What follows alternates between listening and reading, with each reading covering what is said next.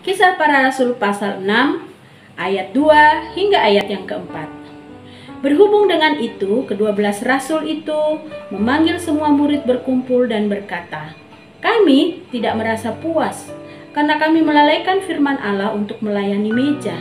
Karena itu, saudara-saudara, pilihlah 7 orang dari antaramu yang terkenal baik dan yang penuh roh dan hikmat, supaya kami mengangkat mereka untuk tugas itu, dan supaya kami sendiri dapat memusatkan pikiran dalam doa dan pelayanan firman." Selamat pagi, Ibu Bapak Saudara yang terkasih di dalam Tuhan. Jikalau kita melihat ayat firman Tuhan yang kita baca pada pagi hari ini, di situ diceritakan bagaimana para rasul merasa bahwa mereka melalaikan pelayanan firman karena mereka juga mengurus atau melakukan pelayanan meja. Apa sih pelayanan meja itu? Pelayanan meja itu adalah pelayanan untuk membantu orang-orang yang berkekurangan, para janda-janda, mereka yang tidak memiliki atau berkekurangan di dalam memenuhi kebutuhan-kebutuhan mereka. Jadi kita melihat di sini bahwa pelayanan gereja bukan hanya pelayanan firman Tuhan, pemberitaan firman dan doa saja. Tetapi dari gereja mula-mula sebenarnya kita melihat bahwa memperhatikan, peduli terhadap kebutuhan fisik dari orang-orang yang membutuhkan, orang-orang yang dalam tanda petik disebut miskin di antara anggota-anggota jemaat sudah dilakukan. Dan ketika para rasul mengatakan, wah, kita harus memilih orang yang secara khusus melakukan tugas pelayanan tersebut, tugas pelayanan meja yang sekarang disebut sebagai pelayanan diakonia, mendukung dan menolong mereka yang berkekurangan, supaya bukan hanya kebutuhan rohani yang terperhatikan, tetapi juga kebutuhan sehari-hari, kebutuhan yang sifatnya fisik juga diperhatikan. Ibu Bapak Saudara yang terkasih di dalam Tuhan, kita bersyukur bahwa gereja kita, GKI Taman Majapahit, melakukan pelayanan diakonia juga. Bukan hanya terhadap anggota jemaat kita sendiri, ya, tetapi mungkin juga membantu orang-orang di luar gereja kita yang membutuhkan. Satu pelayanan yang menunjukkan bahwa kasih Allah yang kita terima, kita bagikan bukan hanya di dalam bentuk kata-kata atau firman yang disampaikan, tetapi terwujud di dalam sesuatu yang diberikan dan diterima oleh mereka yang membutuhkan. Satu bentuk pelayanan yang mewujudkan kasih kepedulian di dalam tindakan nyata.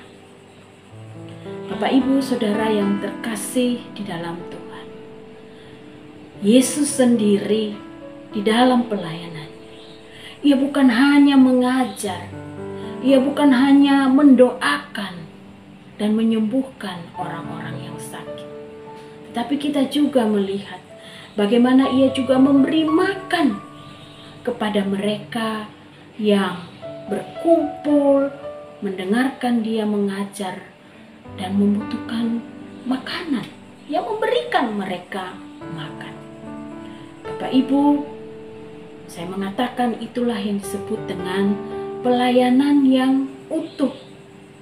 Bukan hanya rohani, tetapi juga apa yang real dibutuhkan oleh orang-orang yang membutuhkan.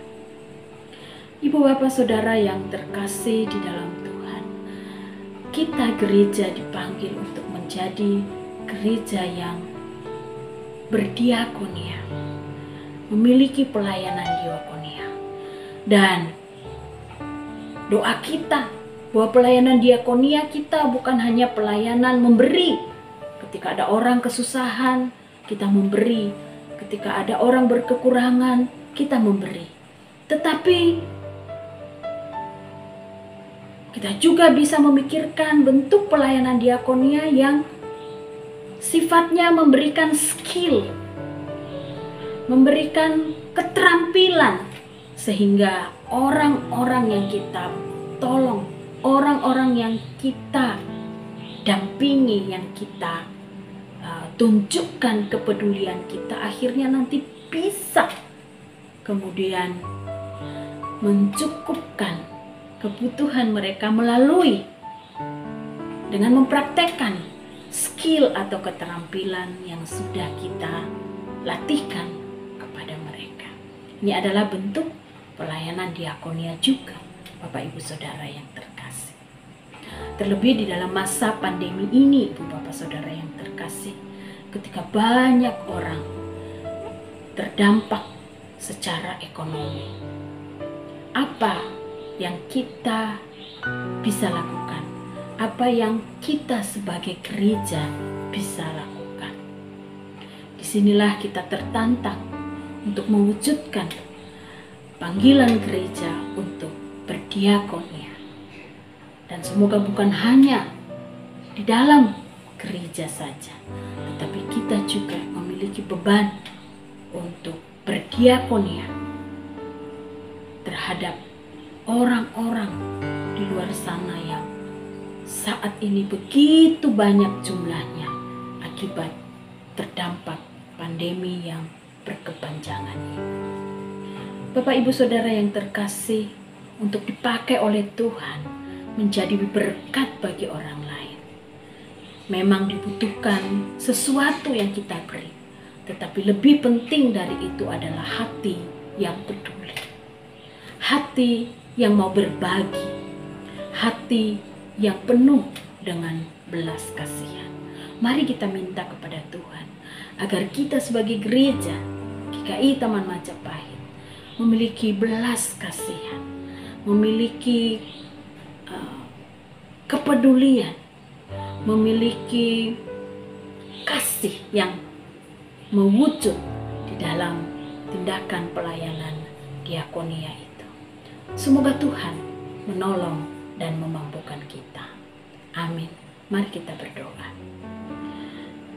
Terima kasih ya Tuhan, bahwa Engkau memanggil kami menjadi perpanjangan tangan-Mu untuk menyatakan kasih dan kepedulian-Mu terhadap orang-orang yang membutuhkan, baik itu di dalam gereja kami sendiri maupun di luar dinding-dinding gereja kami.